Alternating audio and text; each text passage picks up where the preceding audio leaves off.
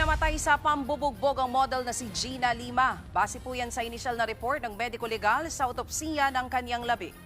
Live mula sa Quezon City, nasa frontline ng balitang yan si Ian Suyu. Ian, ano nga bang tunay na ikinamatay ni Gina?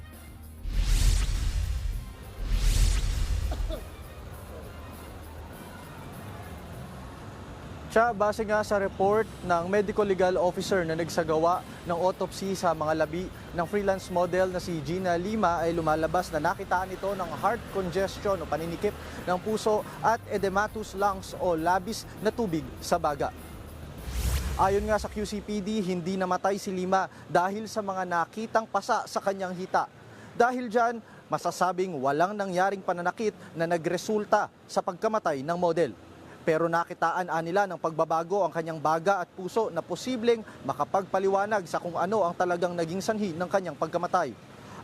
Ang toxicology report na lang daw ang mas makapagbibigay pa ng linaw na kasalukuyan pa nilang hinihintay sa ngayon. Lalo't may mga nakuha nilang hindi patukoy na mga tableta sa mismong kwarto ng ex-boyfriend ng model. Samantala, kaninang umaga ay nadatnan namang wala ng buhay sa kanyang bahay ang ex-boyfriend ni Gina Lima na si Ivan Ronquillo. Si Ivan pa mismo ang naghatid sa kanyang dating kasintahan sa ospital nitong November 16. Pero sa isang video nga ay nakita pang kinuyog ng mga kaibigan ni Lima si Ronquillo. Kaninang umaga ay nagpost pa sa social media ang lalaki na may kinalaman sa kanyang pighati sa pagkawala ni Gina. Nagpakita rin siya ng mga larawan ng sugat sa mukha dahil sa pagkuyog sa kanya. Patuloy na iniimbestigahan ng pulisya ang nangyari sa dalawang dating magkasintahan. Sa ngayon nga, nandito pa tayo sa harap ng punerarya kung saan dinala kanina bandang alas 10 ng umaga yung mga labi ni Ivan Ronquillo at sinusubukan pa nating kunan ng pahayag ang kanyang pamilya.